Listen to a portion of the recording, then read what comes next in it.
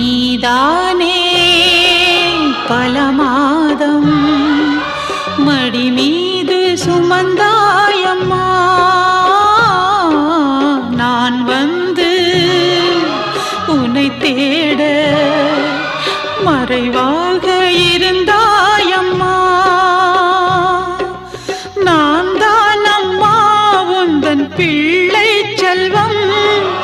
நீதான் அம்மா எந்தன் பேசும் தெய்வம். காணாமலே தொழுதேனம்மா, கண்டேன் என்று அழுதேனம்மா. அம்மா நீதான் அணைத்தால் அதுதான் இன்பம். ஒரு ஜீவன்தான் உன் பாடல்தான் ஓயாமல் இசைக்கின்ற